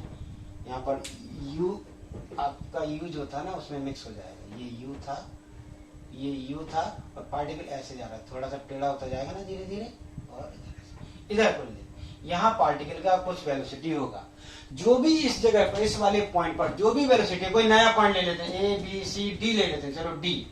तो डी पॉइंट पर पार्टिकल की जो भी वेलोसिटी होगी उस वेलोसिटी का एक हॉरिजॉन्टल में इफेक्ट होगा और एक वर्टिकल में इफेक्ट होगा। अब मुझे बताओ कि इस पार्टिकल की जो जर्नी है उसमें हॉरिजॉन्टल वाले डायरेक्शन में तो कोई एक्सेलरेशन है नहीं है, ग्रेविटी कैसे में लग रही है? वर्टिकली लग रही है। यानी हॉरिजॉन्टल में अगर एक्सेलरेशन नहीं है इस पार्टिकल की जर्नी में, हॉरिजॉन्टल में एक्सेलरेशन कैसे लगेगा? कोई फोर्स लगेगा तभी तो लगेगा, कोई इसको खींच रहा होगा या कुछ हो रहा होगा तभी तो फोर्स लगेगा, तो एक्सेलरेशन आएगा। ठीक है, वर्टिकल में कैसे एक्सेलरेशन आ रहा है? क्या वर्टिकल में कोई फोर्स लग रहा है इस पार्टिकल पर? जब हमने एक पार्टिकल ऐसा फेंक दिया तो उस पार्टिकल में क्या नीचे को फोर्स लग रहा है? क्या कोई खींच रहा है क्या नीचे से? कौन खींच रहा है? ग्रेविटी खींच रही है। ग्रेविटी नीचे को खींचती, लेकिन सिर्फ नीचे को खींचती, उसको हॉरिजॉन्टल में कोई लेने देना नहीं है। बस मेरे पास आओ, उसको तुझे लगता है कि बस कोई पार्टिकल दूर ना जाए, खींच के बिल्कुल उसके पास आ जाए। तो ग्रेविटी इसको ऐसे नीचे को खींच रही है, ऐसे डाउनवर्ड में ग्रेविटी लग रही है। ठीक है, तो मुझे बताओ कि ये जो दो कंपोनेंट है, ये जो दो हैं, इस समय वेलोसिटी के दो पार्ट हैं, इन दोनों पार्ट में एक पार्ट जैसे पहले था वैसे ही रहेगा, यानी चेंज नहीं होगा। कौन सा वाला चेंज नहीं होगा? हॉरिजॉन्टल। यानी इस वाले की वैल्यू तो अभी भी वही रहेगी, कितनी रहेगी? यू कॉस थीटा, लेकिन इसकी वैल्यू बदल जाएगी। मान लीजिए होगी अपनी, ले लो कुछ V3, ये V3 हो गई। मुझे बताओ V3, अच्छा हम वर्टिकली वेलोसिटी है तो उसको कंपेरिजन वर्टिकल से ही करेंगे, वैसे ऑब्वियसली करना है अगर तो V3 को मैं कंपेरिजन करूंगा किससे? पहला कंपोनेंट क्या था अपना? ये u sin थीटा यानी V1। तो V3 और u sin थीटा, V3 और V1 में कौन सा ज्यादा होगा? u sin थीटा या V3? u sin थीटा ज्यादा होगा और V3 कम हो जाएगा। यानी वर्टिकल में वेलोसिटी चेंज होती जा रही होगी। ठीक है, ओके। अब ये एक पॉइंट आई, ये वाला टॉप मोस्ट पॉइंट। तो टॉप मोस्ट पॉइंट पर भी दो वेलोसिटी होंगी, एक हॉरिजॉन्टल होगा और एक वर्टिकल होगा। हॉरिजॉन्टल वाला तो हमेशा कैसा रहना है? कोई एक्सेलरेशन नहीं, यानी कैसी रहनी है? कांस्टेंट। हॉरिजॉन्टल में कोई एक्सेलरेशन नहीं है, हॉरिजॉन्टल में कोई भी खींच नहीं रहा, ऐसे में कोई नहीं खींच रहा, ऐसे ग्रेविटी नहीं लग रही है, ऐसे में ग्रेविटी तो नीचे को ही लग रही है। ठीक है, और तो कोई फोर्स नहीं है। ठीक है, ऐसा तो नहीं कि हमने कोई चुंबक उम्बक लगा के फेंका पार्टिकल को नीचे से खींचना है, दूसरी चुंबक लगा के, ऐसा तो है नहीं हम लोग। ठीक, वो तो अलग केस हो जाएगा। नॉर्मल केस की बात कर रहे हैं, तो नॉर्मल केस में हॉरिजॉन्टल में तो कोई फोर्स नहीं है, यानी हॉरिजॉन्टल में कोई एक्सेलरेशन नहीं है, यानी हॉरिजॉन्टल की वेलोसिटी चेंज नहीं होगी। वर्टिकल में एक्सेशन ड्यू टू ग्रेविटी है, इसकी वजह से वर्टिकल में वेलोसिटी चेंज होगी। तो हाईएस्ट पॉइंट पर ये हो गया u cos थीटा। मुझे बताओ ये जो वर्टिकल वेलोसिटी चलो v4 है, v4 की वैल्यू बता सकते हो आप? स्पेशल पॉइंट है क्या? जीरो? जीरो हाँ सर, पक्का? हाँ सर, हाँ सर, पक्का हाँ, zero। बिल्कुल सही, बिल्कुल सही, वेरी गुड। अरे भाई मैक्सिमम हाइट पर पार्टिकल रुकेगा ना, नहीं अगर वर्टिकल में वेलोसिटी है कुछ तो और ऊपर जाएगा वो। अगर मान लीजिए जीरो नहीं होता तो ये इधर रुकता क्या, और ऊपर जाता। भाई ऊपर को अगर वर्टिकल में वेलोसिटी है तो वर्टिकल में जाएगा, भाई वेलोसिटी तो वो जाएगा ना, ठीक है। यानी इस वाले हाईएस्ट पॉइंट पर वेलोसिटी कितनी हो जाएगी? जीरो। कौन सी जीरो हो जाएगी? वर्टिकल। वर्टिकल जीरो से क्या नेट जीरो होगी? नेट नहीं, नहीं, नहीं, नेट जीरो नहीं होगी। अच्छा देखो, वैसे तो ये वेक्टर की बात है, हम ऐसे भी बोल सकते हैं कि ये जो दो कंपोनेंट है इनका नेट रिजल्टेंट क्या होगा? वही भाई जिसके कंपोनेंट है नेट, मान लीजिए एक चीज है उसके हमने दो पार्ट कर दिए, फिर बोले दोनों का रिजल्टेंट बताओ ऐड करके, तो बोले वही होगा ना, ऑब्वियसली वही होगा। तो मैं बोल रहा हूं कि यहां पर ये जो दो कंपोनेंट है इनका रिजल्टेंट क्या होगा? u। तो मैं बोलूंगा इधर ये जो दो कंपोनेंट है इनका रिजल्टेंट क्या होगा? इधर का वेलोसिटी, ये वाला वेलोसिटी, ठीक है। मान लीजिए इसको मैं बोल दे रहा हूं u1, इसको मैं बोल दे रहा हूं u1। इन दोनों कंपोनेंट का जो रिजल्टेंट आएगा उसका मैंने नाम दे दिया u1। ये u, ये u1, ठीक है। यहां जो रिजल्टेंट आएगा, यहां पर जो रिजल्टेंट आएगा, इसमें एक तो जीरो ही हो गया, एक जीरो हो गया, तो ये वाला जो पार्ट है यही पूरा क्या हो जाएगा? नेट कंपोनेंट हो जाएगा। भाई हम बोलेंगे कि इसके इधर जो वेलोसिटी है, इस वाले पॉइंट पर जो वेलोसिटी है उसकी हम सोच रहे हैं दो कंपोनेंट, एक वर्टिकल एक हॉरिजॉन्टल, लेकिन वर्टिकल तो जीरो है तो हॉरिजॉन्टल ही तो नेट होगा, यानी उसको हम कंपोनेंट कर ही नहीं रहे, एक्चुअली वो पूरा का पूरा हॉरिजॉन्टल हो गया, ठीक है। तो इस वाले सी पॉइंट पर टोटल जो स्पीड होगी हॉरिजॉन्टल होगी, सिर्फ हॉरिजॉन्टल होगी। यहाँ पर क्या है? हॉरिजॉन्टल वर्टिकल है, यहाँ पर भी क्या हॉरिजॉन्टल वर्टिकल है। तो अगर आपसे पूछा जाए कि यहाँ पर तीन पॉइंट है, ए, एक सी और एक ये डी, ठीक है, इन तीनों पॉइंट पर पार्टिकल की स्पीड क्या है? हम बोलेंगे हाँ अभी ये जो दोनों कंपोनेंट है उनका रिजल्टेंट सोच लो, ठीक है। तो यहाँ पर स्पीड कितनी है? u। यहाँ पर स्पीड कितनी है? u1। यहाँ पर स्पीड कितनी है? u3। अब मुझे बताओ आप कि इन तीनों पॉइंट पर हॉरिजॉन्टल कंपोनेंट तो पार्टिकल के एक जैसे ही हैं, ठीक है, वर्टिकल कंपोनेंट अलग अलग है। तो नेट उन दोनों का रिजल्टेंट, हॉरिजॉन्टल और वर्टिकल का जो नेट इफेक्ट है, रिजल्टेंट है, वो कहां ज्यादा होगा?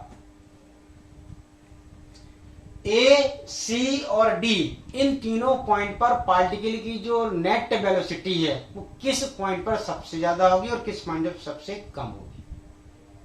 सोच कर बताओ। u3 पे। सी पॉइंट पर, हाँ, सी पॉइंट पर स्पीड सबसे कम होगी या ज्यादा? क्या बोला? ज्यादा। सबसे ज्यादा। अच्छा मुझे ये बताओ, एक 5 है और एक 2 है, एक 5 है एक 1 है, एक 5 है और एक 0 है, ऐड करना है, वेक्टर भूल जाओ, दोनों चीजों को ऐड करना है, ठीक है, ऐड करना है। तो इन दोनों का एडिशन, इन दोनों का एडिशन, इन दोनों का एडिशन, किसमें एडिशन सबसे ज्यादा आएगा?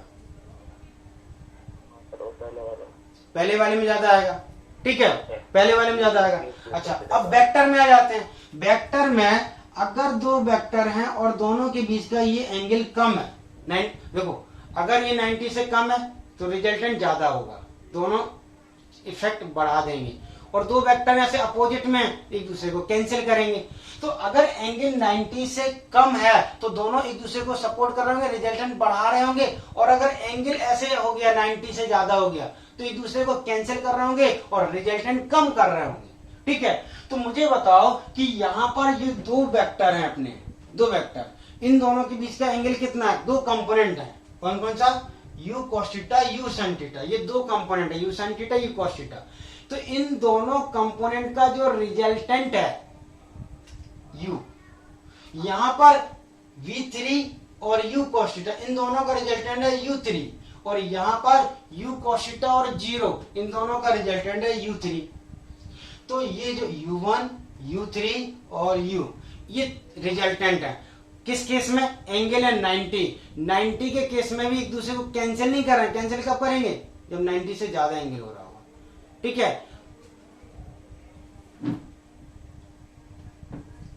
देखो याद कर लो कि दो वेक्टर है, एक ए है एक बी है, इन दोनों के बीच का एंगल 90 है, तो रिजल्टेंट का वैल्यू क्या होगा? Under root of a square plus b square. ठीक है, ऐसा होगा। जिसने वेक्टर नहीं पढ़ा है, ये रिजल्टेंट ऐसा होगा। ठीक है, लेकिन अभी आंसर किसने दिया था अभी? हाँ सर, मैंने दिया था। हाँ, तो बेटा देखो जरा, क्या ये तो वेक्टर में तुमने पढ़ा होगा ना 90 वाले केस में। 90 वाले केस में अरे रिजल्टेंट का फार्मूला क्या होता था? Under root of a square plus b square plus 2ab plus 2ab cos theta. Theta 90 तो कॉस 90 जीरो हो गया, तो बचा a square plus b square.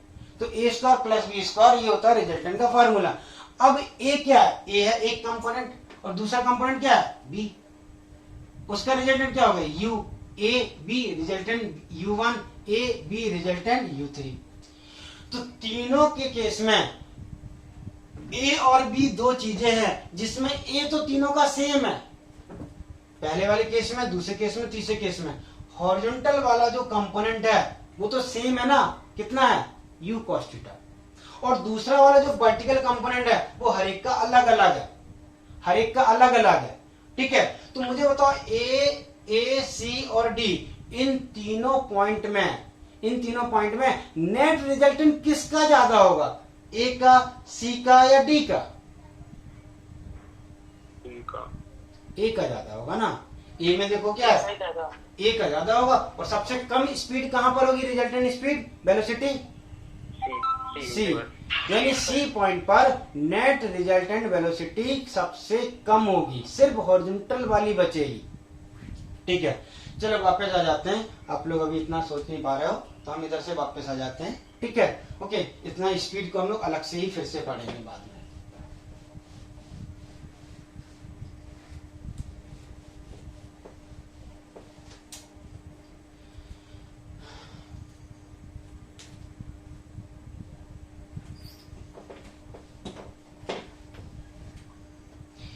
तो देखो, ये जो पार्टिकल है, इस पार्टिकल की पूरी कंप्लीट जर्नी को, प्रोजेक्टाइल मोशन को हमने दो पार्ट में डिवाइड किया, एक हॉरिजॉन्टल मोशन, एक वर्टिकल मोशन। हॉरिजॉन्टल की वजह से इसने रेंज कवर किया, और वर्टिकल की वजह से इसने टाइम ऑफ फ्लाइट आएगा और एच मैक्स आएगा, क्योंकि वर्टिकल की वजह से ऊपर गया और वापस आ गया नीचे। ठीक है, हॉरिजॉन्टल का तो कुछ इफेक्ट ही नहीं होता, हॉरिजॉन्टल में कांस्टेंट है, सीधा सीधा बस दूर ले जा रहा है पार्टिकल को। ठीक, तो मुझे बताओ, अगर मैं इस वाले केस में पार्टिकल का टाइम ऑफ फ्लाइट निकालूं, तो मेरे लिए कौन सा मोशन मुझे देखना है? सिर्फ और सिर्फ वर्टिकल वाला। और वर्टिकल वाले मोशन के लिए टाइम ऑफ फ्लाइट क्या होता है? 2u/g। तो यहां पर इस वाले केस में क्या आप मुझे बता सकते हो कि टाइम ऑफ फ्लाइट क्या हो जाएगा? 2u sin θ/g। तो ये हो गया टाइम ऑफ फ्लाइट का फॉर्मूला। ठीक है, टाइम ऑफ फ्लाइट का फॉर्मूला, यानी कैपिटल टी इक्वल टू क्या लिख सकते हो आप? 2u/g, ऐसा एक फॉर्मूला होगा, इसको याद रखना है। प्रोजेक्टाइल मोशन में जो टाइम ऑफ फ्लाइट होता है उसका फॉर्मूला होता है 2u sin θ/g। ठीक है, ओके। एच मैक्स बता सकते हो क्या होगा? H max, 2 sin θ whole square upon 2। हाँ, तो हम बोलेंगे कि जो हमारा एच मैक्स होगा वो हो जाएगा u sin θ whole square upon 2g। अच्छा, होल स्क्वायर करेंगे तो दोनों के स्क्वायर हो जाएगा, u square sine square theta. तो जो एच मैक्स है वो हो गया अपना u square sine square theta upon 2g। ठीक है, ये एच मैक्स डिराइव करके दिखाओ ना, एच मैक्स का नहीं समझ। अरे ये यहां तक तो समझ आता ना। v1 कितना है? u sin θ। तो v1 डाल दो यहाँ पर, अच्छा हाँ हाँ हाँ वो ये हटा दो भी मैं, होल स्क्वायर हो गया। लो ठीक है, हटा दो इसको, मिटा दूं मैं, इस स्टेप को हटा देना, कोई जरूरत थोड़ी ना। हाँ इसकी क्या क्या जरूरत है, तो बस डाल दिया वैल्यू और होल स्क्वायर कर दिया, तो दोनों का स्क्वायर हो गया, यू स्क्वायर और साइन स्क्वायर थीटा। ठीक है, अब अपने लिए आ रहा है ये वाला हॉरिजॉन्टल। हॉरिजॉन्टल में डिस्टेंस कौन कवर करा रहा है? हॉरिजॉन्टल वाला वेलोसिटी। लेकिन अच्छी बात क्या है, यहाँ पर हॉरिजॉन्टल में कोई एक्सेशन नहीं है। अगर एक्सेशन नहीं है, कांस्टेंट वेलोसिटी है, तो जो डिस्टेंस होगा वो क्या होता है? Velocity into time. वेलोसिटी कौन सी लेंगे हम लोग? हॉरिजॉन्टल वाली। हमेशा कितनी वेलोसिटी हर एक पॉइंट पर? हॉरिजॉन्टल में हर जगह कितनी वेलोसिटी है? You cos theta. और अपने को ये डिस्टेंस किस टाइम का निकालना है? कहां से कहां तक का निकालना है? यहां से यहां तक का निकालना है। यहाँ पर टाइम कितना हो रहा है? टाइम ऑफ फ्लाइट के इक्वल, कैपिटल टी के इक्वल हो रहा है। तो इंटू टाइम कर दो मैं, capital T. Speed into time, velocity into time, क्या हो गया? डिस्टेंस हो गया। वेलोसिटी इंटू टाइम, डिस्टेंस हो गया। ये क्या है? You cos theta into time. अच्छा टाइम क्या है? टाइम क्या हो गया? 2u sin theta by g। Time है अपना, हाँ वो तो लिखा है 2u साइन थीटा बाई जी, ये टाइम है। ठीक है, ओके।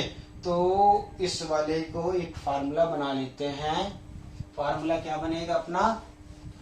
यू स्क्वायर हो जाएगा, यू स्क्वायर हो जाएगा ना, यानी आर इक्वल टू हो जाएगा अपना यू स्क्वायर। ठीक है, और 2 into sine theta into cos theta upon g. देखो एक मैथमेटिक्स में एक फार्मूला होता था, मैं यहाँ साइड में लिख रहा हूं। मैथमेटिक्स में एक फार्मूला होता है साइन 2 थीटा, जो कि होता है 2 into sine theta into cos theta. ये फार्मूला किसका फार्मूला है? ट्रिग्नोमेट्री का फार्मूला है। ठीक है, क्या ये फार्मूला, ऐसा फार्मूला पढ़ा है हमने कभी? याद आ रहा है आपको? क्या पढ़ा है क्या आपने वो वाला फार्मूला? No sir. नहीं सर। अरे यार साइन 2 थीटा का फार्मूला नहीं पढ़ा तुमने मैथमेटिकल टूल्स में? और नहीं बताया था फॉर्मूला। अरे यार अभी मैंने 5-6 दिन पहले जो एक एक्स्ट्रा क्लास ली थी ना, उसमें भी ये बताया था मैंने बताया था साइन ए प्लस बी का बताया था। क्या था? Sign A cos B, sign A cos B plus cos A sine B. ठीक है, फिर मैंने बोला कि ए को थीटा डाल दो, बी को थीटा डाल दो, तो ये हो गया था अपना साइन 2 थीटा। यहाँ क्या हो गया था? Sine theta cos theta. ये तो कुछ दिन पहले ही बताया था।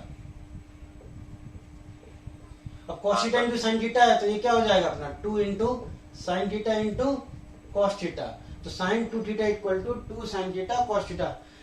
देखो बेटा याद करो यार, चीजों को पढ़ चुके हो तो क्यों भूल रहे हो? फार्मूले याद कर लो आप, ये फार्मूला आ चुका है। एक क्वेश्चन सॉल्व कर रहे थे उसमें भी आया था ये वाला फार्मूला। ठीक है, तो ये फार्मूला अगर मैं लगा दूं तो मैं यहाँ पर क्या लिख सकता हूं? बताओ जरा, मैं यहाँ पर क्या लिख सकता हूँ? इस पूरे की जगह मैं क्या लिख सकता हूँ? इस पूरे की जगह u square sine theta by g. Sine 2 theta लिख सकता हूँ ना, अपॉन जी। तो चलो भाई इसको भी बॉक्स में अंदर बंद कर दो। और ये एक फार्मूला हो गया रेंज का, समझ में आया? रेंज का फार्मूला हो गया। यहां तक लिख लिया आप लोगों ने सभी ना? ठीक है, तो देखो 2 डायमेंशनल प्रोजेक्टाइल मोशन, इसके लिए हमारे पास 3 फार्मूले आ गए हैं। एक आ गया टाइम ऑफ फ्लाइट का, एक आ गया एच मैक्स का, और एक आ गया रेंज का। कहा है? ये है रेंज का। ये तीनों फार्मूले आपको समझ में आ रहे हैं कैसे निकाले हैं? कोई कठिन नहीं है, बिल्कुल इजी है। अपने को याद रखना है कि वर्टिकल मोशन के लिए ऊपर जाके वापस आने का टाइम होता है 2u अपॉन जी। लेकिन अभी वर्टिकल में वेलोसिटी u नहीं है, u का एक कंपोनेंट है, कितना? u साइन थीटा, एक पार्ट है। तो हो गया 2 into u sine theta upon g. 2u sine theta upon g से पार्टिकल का मोशन स्टार्ट हो रहा है, तो उसकी वजह से जो टाइम ऑफ फ्लाइट होगा, सॉरी यू साइन थीटा की वजह से वर्टिकल मोशन स्टार्ट हो रहा है, तो जो टाइम ऑफ फ्लाइट होगा वो होगा 2 u sine theta upon g. H max क्या हो जाएगा, u sine theta whole square upon 2g। Whole square को चाहो तो वैसा लिख दो या होल स्क्वायर ही लिख दो आप, जैसा आपको सही लगे, ठीक है। ओके, और रेंज, तो रेंज कितना आया, u square sine 2 theta upon g. ये तीनों फार्मूले समझ में आ गए। इस पर एक क्वेश्चन लिखो आप, इस पर एक क्वेश्चन लिखो, write down. A particle is projected, a particle is projected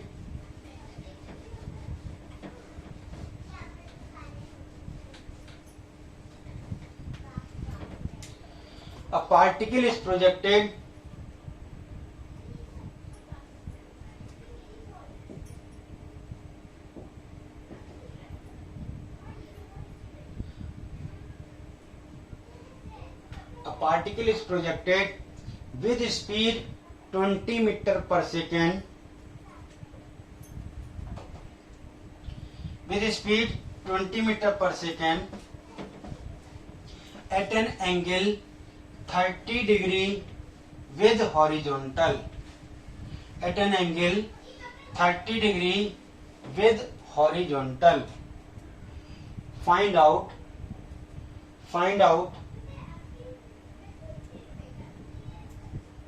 time of flight, h max and range. Find out time of flight, h max and range. A particle is projected with speed 20 meter per second at an angle 30 degree with horizontal. Find out time of flight, maximum height and range. चलो निकालो।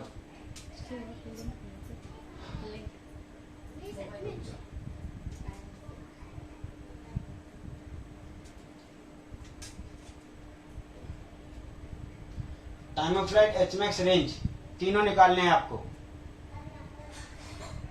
आएगा किसी का answer? अरे भाई formula based है यार, formula based. Time of flight का फार्मूला क्या है, 2u sine theta upon second आ रहा है सर जी। Sir time of flight 2 second है। 2 सेकंड आया क्या, ये 20 था, 20 साइन 30, साइन 30 ना 1/2 और अपॉन जी, जी की वैल्यू 10 ले लो। कितना आया ये, 2 सेकंड, 2 सेकंड आ गया सर। ये 2 सेकंड आया। चलो एच मैक्स क्या होता formula, u square sine square theta upon 2g। You का वैल्यू 20, सॉरी सर 20, पाया आ रहा है इसका। और साइन 30 कितना होता है, 1/2 होता है। अब साइन 30 1/2 होता है बेटा, ये याद होना चाहिए आपको, नहीं है याद तो याद कर लो। साइन 30 का वैल्यू 1/2 होता है। कहाँ से आया, 10th में मैथमेटिक्स से आया। ऑनलाइन क्लासेस की वजह से वो सीखा नहीं होगा कुछ लोगों ने। सर 5 मीटर आया। कितना है ये, हाँ सर 5 आ रहा है। 5 मीटर। आया। एच मैक्स हो गया 5 metre. Range, range, range, range क्या है formula, u square sine 2 theta upon g. U का value 20 square sine 2 theta, 2 theta, theta कितना है 30 अपॉन जी, जी कितना है 10। तो u square sine 2 theta upon g, ठीक है। ओके, तो ये कितना हो जाएगा, ये 60 डिग्री हो जाएगा ना, 60 डिग्री। साइन 60 कितना होता है सर 20√3 आया। 3/2। ये तो 400 हो गया, ये 10 हो गया। और साइन 60 कितना होता है, √3/, हाँ सही बोल रहा हूँ, √3/2। तो 20√3 आ रहा है ना, 20√3। हाँ ये आ गया 20√3। चलो भाई, क्या तीनों फार्मूले से आंसर समझ में आ रहा है, ठीक है। ओके, बेसिकली ये 3 फार्मूले याद है तो भी काम चल जाएगा आपका, ठीक है। इसके पहले मैंने समझाने की कोशिश की, काफी चीजें नहीं समझ में आई, कोई दिक्कत नहीं, ये 3 फार्मूले समझ के रखो, आपका काम चल जाएगा। ओके, आपका काम चल जाएगा, ठीक। ज्यादा टेंशन लेने की जरूरत नहीं है, 3 फार्मूले याद रखो, ठीक है। धीरे धीरे हम लोग धीरे धीरे और समझेंगे, बार बार समझेंगे तो वो जो क्यों हो रहा है ये भी धीरे धीरे समझ में आने लगेगा।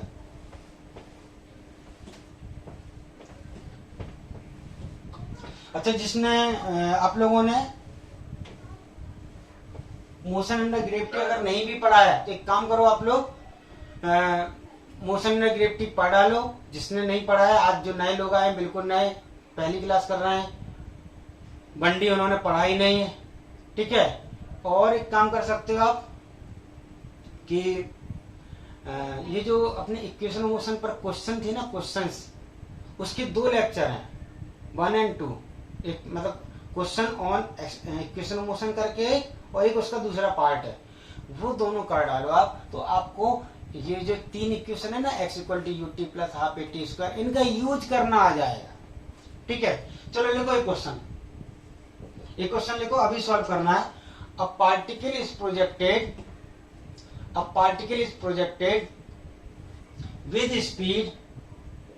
with speed 30 meter per second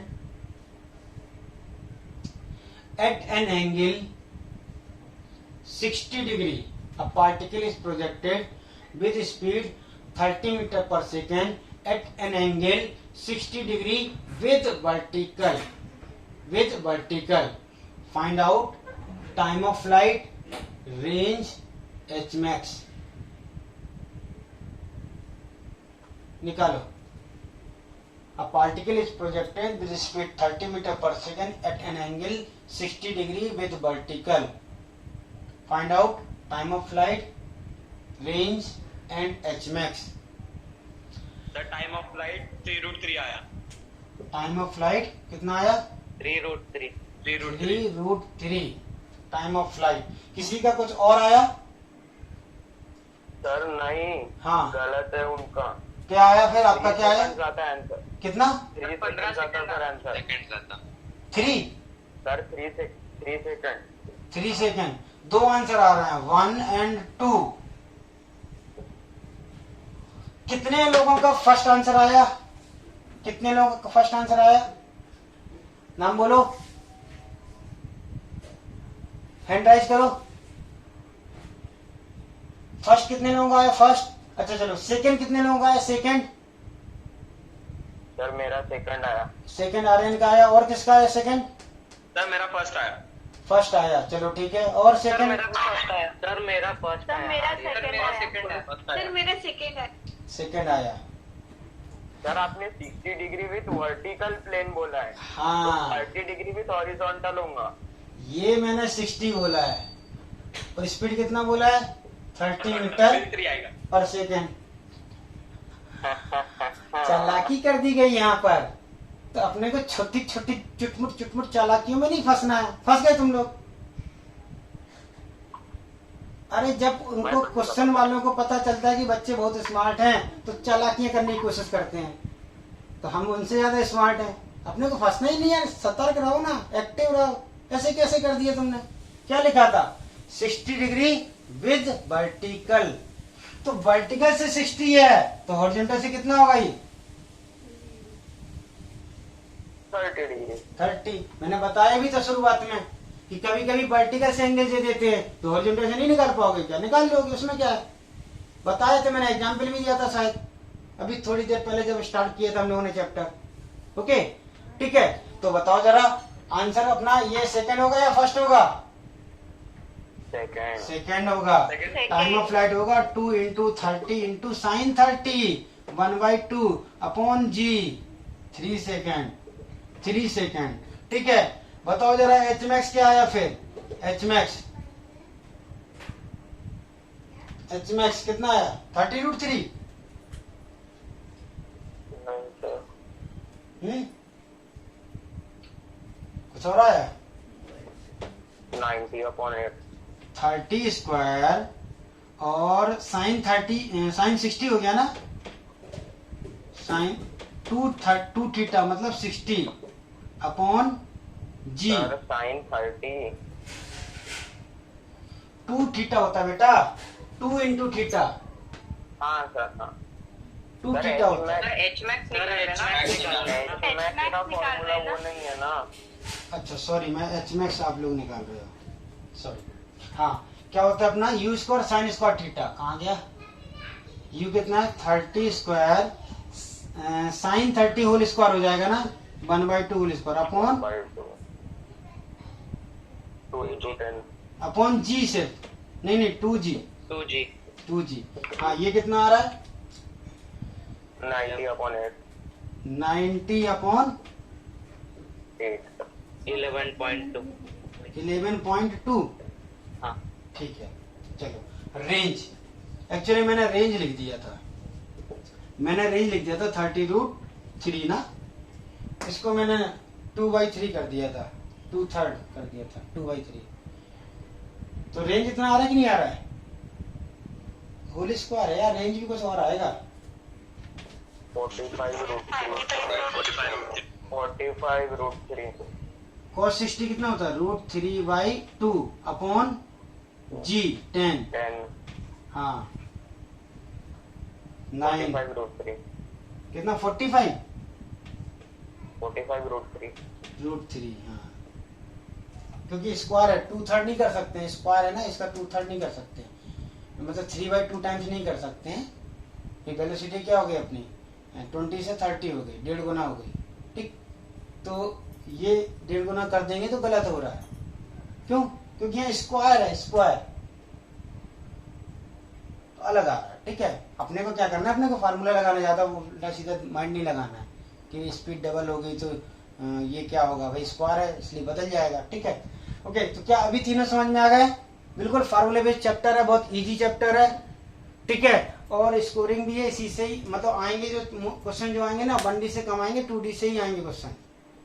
ठीक, लेकिन 1D नहीं समझ में आ रहा तो 2D में थोड़ा दिक्कत होता है, इसलिए अपन लोगों ने 1D बहुत डिटेल में पढ़ा है, बट कुछ लोगों ने 1D अभी भी नहीं पढ़ा है, तो 1D के बेटा लेक्चर कवर करो, अदरवाइज गड़बड़ी हो जाएगी। ठीक है, चलो अच्छा, फिर मैं रखता हूं, बंद करें क्लास। अच्छा 1 मिनट अटेंडेंस ले लेने दो मुझे, अटेंडेंस।